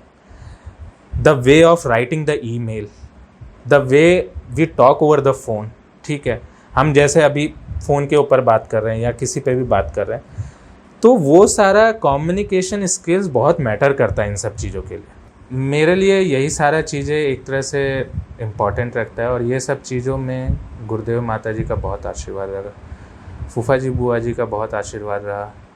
इन लोगों ने हमेशा से ही मेरे को गाइड करते रहे हैं कि ठीक है बेटा, तेरे को जो करना है। गुरुदेव माता जी जहाँ पे भी चाहा, जहाँ पे भी मन से याद किया, उनका सूक्ष्म शरीर जो है ऐसे आके आशीर्वाद देता रहा है। तो मैं आप लोग को वही बोलना चाहूँगा कि एक चीज़ हमेशा से लोगों को याद रखना पड़ेगा कि आप अपना करियर वही चुनिए जो आपको पसंद है। मैं एडवांस जावा का कोर्स किया, ठीक है, लेकिन मेरे को उस चीज़ों में उतना बहुत ज़्यादा नहीं था, इंटरेस्ट नहीं था, प्लस जो भी चीज़ें थी थोड़ा सा, क्योंकि मैं इलेक्ट्रिकल बैकग्राउंड से था तो मेरे को उतना ज़्यादा वो चीज़ें नहीं भी वो होता था, पसंद आता था। फिर बाद में मैं एज अ प्रोजेक्ट मैनेजर जब से काम करने लग गया, अभी मैं 5 साल से प्रोजेक्ट मैनेजर हूँ और मेरे को काम में इंटरेस्ट आता है। तो यही सब चीज़ें हैं, मेरे लाइफ से कुछ चीज़ें जुड़ी हुई, हो सकता है आप लोग इनसे कुछ सीखें। और बस यही चीज़ बोलना चाहूँगा कि गुरुदेव माता जी को हमेशा अपने साथ रखे रहें और वो आपको आगे बढ़ाते रहेंगे, क्योंकि उनका आशीर्वाद आप तक जब तक बना हुआ है आप पे, तब तक आपको लाइफ में कभी कोई परेशानी नहीं है। और शांति कुंज तो ऐसा जगह है, कल्प वृक्ष है कि आप जो यहाँ पे मांगेंगे आपको मिलता रहेगा। मेरे साथ भी ऐसा रहा है, मतलब मैंने जो चीज़ मांगना चाहा, जो चीज़ चाहा, व्हाटएवर मेरे मन में आया कि मेरे को ये चीज़ चाहिए, ये मिल जाए, काश ये मिल जाए, और गुरुदेव ने ये चीज़ें बहुत ही ईजिली। लेकिन हाँ, एक और चीज़ है बताना चाहूँ इसी में कि आप कुछ चीज़ ज़बरदस्ती पाना चाहेंगे तो आपको नहीं मिलेगा, लेकिन गुरुदेव का कैसा है कि आपको जब सही में उस चीज़ की ज़रूरत है, गुरुदेव माता जी का वही है कि आपको सही में वो चीज़ ज़रूरत है तो आपको वो मिल के ही रहेगी। आप चाहे कुछ भी कर लीजिए, ठीक है, तब तो आपको मिल के ही रहेगा वो। तो यही बस इतना ही बोलना चाहूँगा कि आप लोग आगे बढ़ें। कोई भी मेरे को कांटेक्ट कर सकता है अगर किसी भी चीज़ में मेरे तरफ से गाइडेंस चाहिए, प्रोजेक्ट मैनेजर रोल में या टेक्निकल प्रोजेक्ट मैनेजर रोल में, किसी को भी कुछ भी गाइडेंस चाहिए, मेरे से डायरेक्टली कांटेक्ट कर सकता है। सभी को मेरा बहुत बहुत प्रणाम। धन्यवाद आनंद जी। निश्चित ही साथियों, हम सभी ने आनंद जी के अनुभवों से जाना कि किस प्रकार अपने स्किल्स को डेवलप करके, अपने टाइम को मैनेज करके, छोटे छोटे सूत्रों को जीवन में अपनाकर हम आगे बढ़ सकते हैं। आपका बहुत बहुत धन्यवाद। साथियों, हमारे आज के सेशन के next and last eminent speaker हैं विवेक पांडे जी। आप जर्नलिस्ट हैं, ETV भारत में आप कार्य कर चुके हैं। ब्रेनस्टॉर्मिंग मीडिया एजेंसी में आप मीडिया एंटरप्रेन्योर हैं। आप एम्बेसडर ऑफ पीस हैं भारत स्काउट्स एंड गाइड्स में। साथियों, विवेक पांडे जी के अनुभवों से हमें प्रेरणा प्राप्त होगी कि किस प्रकार हम जीवन में छोटे छोटे सूत्रों को धारण करके, अवसरों का लाभ उठा करके, बहुत सारी चुनौतियों जो आज के युवाओं में आती है, उस चुनौतियों को किस प्रकार अवसर में बदलें, वो सभी सूत्र हम सबको जानने को मिलेंगे। तो मैं आमंत्रित करता हूँ विवेक पांडे जी को कि वे अपने अनुभवों को हम सभी से साझा करें। विवेक पांडे जी।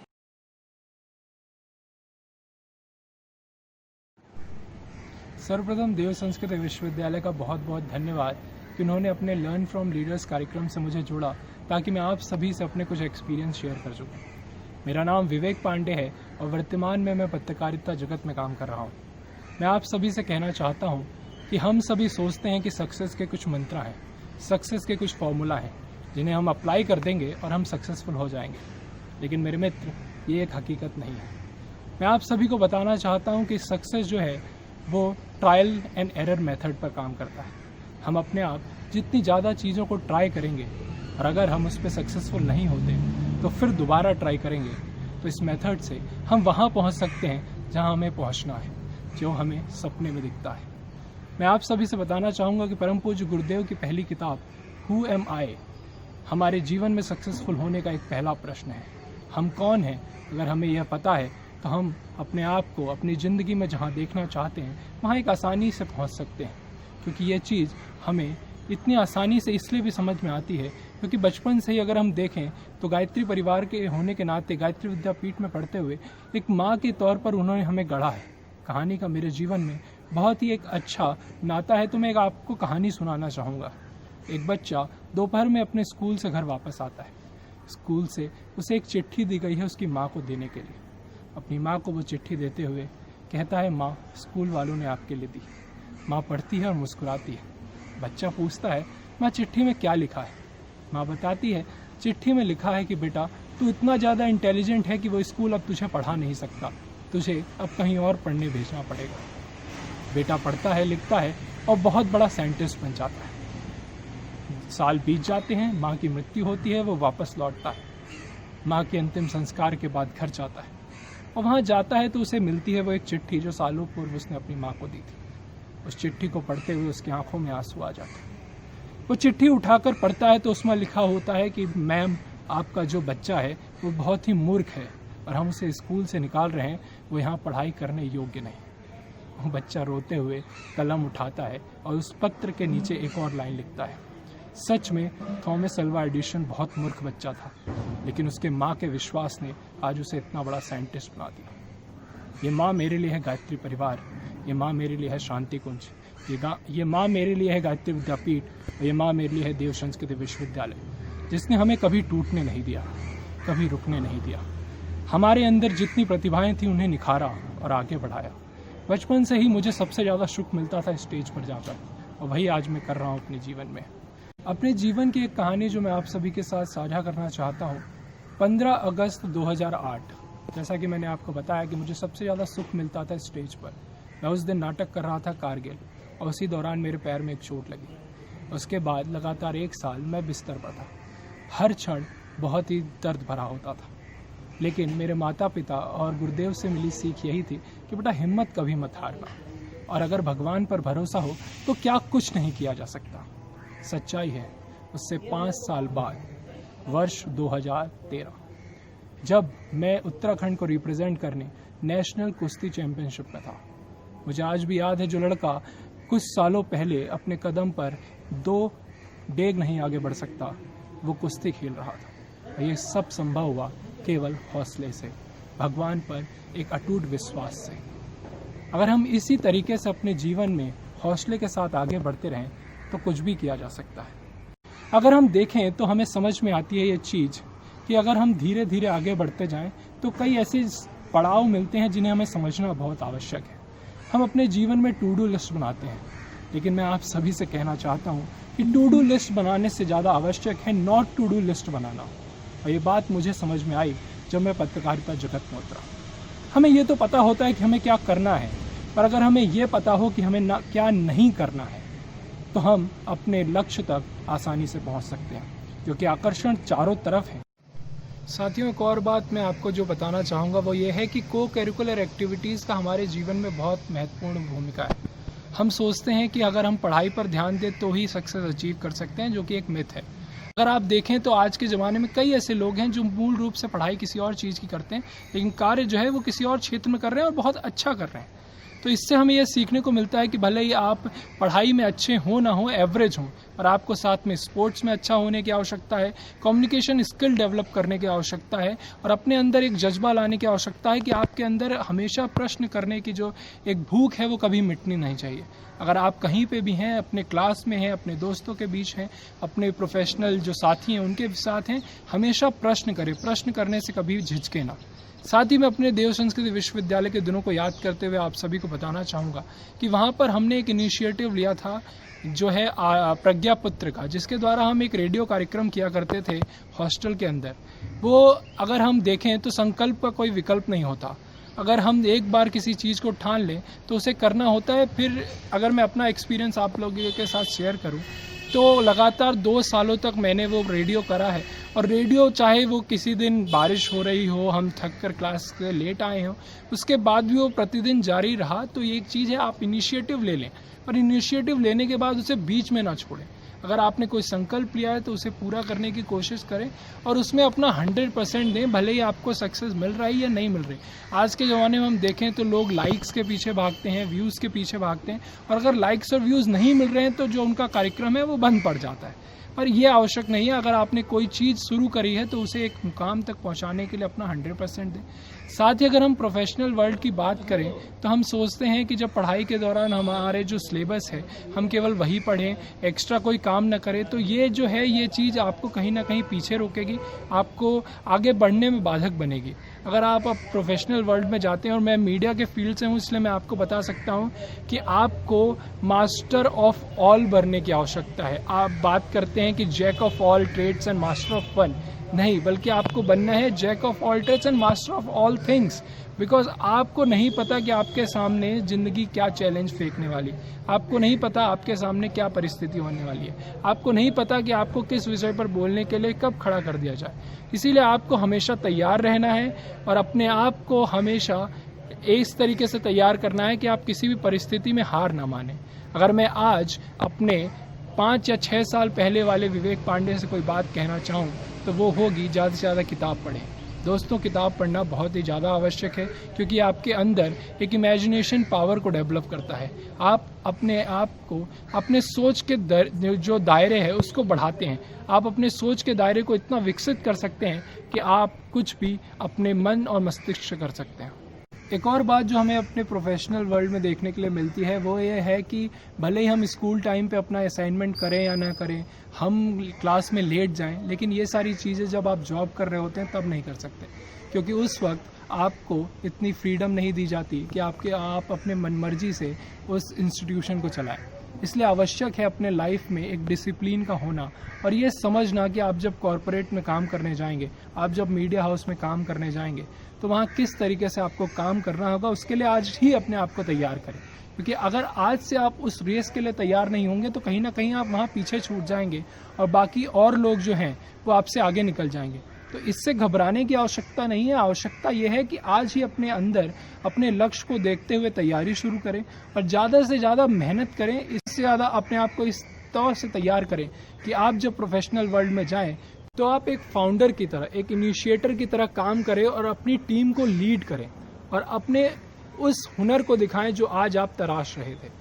इस चीज़ की आवश्यकता इस ओर भी है कि आज जो हम बात करें कि ब्रांडिंग जो है वो बहुत ही ज़्यादा आवश्यक हो जाती है। मैनेजमेंट में एक बात होती है प्लानिंग की, तो अपने आप को आज से प्लान करें, अपना स्वॉट एनालिसिस करें कि आपकी स्ट्रेंथ क्या है, आपकी वीकनेस क्या है, आपके पास अपॉर्चुनिटीज़ क्या क्या हैं और लाइफ में क्या क्या थ्रेट्स आपको सामने आ सकते हैं। तो अगर आप इस तरीके से अपने आप को तैयार करेंगे तो कॉरपोरेट में भी अच्छा कर सकते हैं और सक्सेस आपको मिलेगी ही मिलेगी। मैं आप सभी को बताना चाहूँगा कि अगर हम छोटी छोटी चीज़ों आदतें सीख लें तो सब कुछ संभव है। जैसे अगर हम बात करें तो पैसे की बात करने में हर आदमी हिचकिचाता है, लेकिन अगर एक छोटी सी आदत हम अपने जीवन में डाल लें पैसे बचाने की, सेविंग की, तो ये आपको एक सुपर नेचुरल पावर दे देती है और आप अपने आप में एक एवेंजर बन जाते हैं, और वो है राइट टू चूज़। क्योंकि जब आप फाइनेंशियली स्टेबल होंगे तो आप वो काम करेंगे जो आप करना चाहते हैं, आप वो काम करेंगे जो आपको खुशी देती है, आप केवल पैसे के लिए काम नहीं करेंगे। और आज के समय में सबसे ज़्यादा आवश्यक यही है, क्योंकि अगर एक अंधी दौड़ हम देखें हमारे आसपास तो सब पैसे के पीछे भाग रहे हैं। पर अगर हम कुछ देश के लिए करना चाहते हैं, कुछ समाज के लिए करना चाहते हैं, कुछ ऐसा करना चाहते हैं जो हमें आंतरिक रूप से सुख देता है, तो उसके लिए आवश्यक है एक छोटा सा फॉर्मूला अपने जीवन में उतारने का। वॉरेन बफेट, जिन्हें हम बहुत बड़े इन्वेस्टमेंट गुरु के नाम से जानते हैं, उनका एक सिंपल फॉर्मूला है कि अगर आपके पास 100% मनी है, मान लीजिए आपके पास जो पैसा है उसे आप किस तरीके से खर्च करेंगे, तो 50% आप खर्च करेंगे एसेंशियल्स पर, 30% आप खर्च करेंगे अपने बॉन्ड पर, और 20% बचा लेंगे ताकि आगे आप उसे इन्वेस्ट कर सकें। तो बात केवल पैसे की इन्वेस्टमेंट की नहीं है, इन्वेस्ट करिए अपने दोस्तों में, इन्वेस्ट करिए लोगों में, क्योंकि जितने लोग आप अपने साथ बना कर रखेंगे वही आपको आपके लक्ष्य तक पहुंचने में साथ देंगे। दोस्ती इतनी ज़्यादा आवश्यक है कि अगर आप कभी रो रहे हों तो आपकी महंगी कार, आपका महंगा बंगला या आपके महंगे सामान आपके आंसू पोंछने नहीं आते हैं तो वो लोग जो आपने खुद कमाए हैं। तो इस बात का ध्यान रखना आवश्यक है कि हम अच्छे दोस्त बनाएं और लोग कमाएं। साथ ही मैं आखिरी में आप सभी से कहना चाहता हूं कि आप फेल हों तो डरे नहीं, हौसला बनाए रखें, क्योंकि गिरते हैं शहसवार ही मैदान जंग में, वो तिफल क्या गिरेंगे जो घुटनों के बल चले। अंत में मैं एक बार फिर से देव संस्कृत विश्वविद्यालय का आभार व्यक्त करना चाहता हूं कि जिस तरीके से वो एक बार जो थ्योरी वर्ल्ड है और प्रैक्टिकल वर्ल्ड है उसको एक साथ कनेक्ट करके आप सभी के लिए अलग अलग विषयों के माहिर जो लोग हैं उनको साथ ला रहे हैं, और आप सीख रहे हैं जो चीज़ें शायद हमने लेट जानी वो आज ही आप सीख रहे हैं, जिससे आपको आगे बहुत फ़ायदा होगा। धन्यवाद। बहुत बहुत धन्यवाद विवेक जी। साथियों, विभिन्न माध्यमों से हम सभी ने एपिसोड 2 के सभी एमिनेंट स्पीकर्स को सुना। निश्चित रूप से हम सभी ने प्रेरणा पाई है कि किस प्रकार जीवन में आगे बढ़ें। तो हम आशा करते हैं कि आज का एपिसोड आपको पसंद आया होगा, तो इसको विविध माध्यमों से अधिक लोगों तक शेयर करें। हम देव टॉक सीरीज के इस लर्न फ्रॉम लीडर्स के एपिसोड 3 के साथ जल्द ही हाजिर होंगे। तब तक के लिए नमस्कार।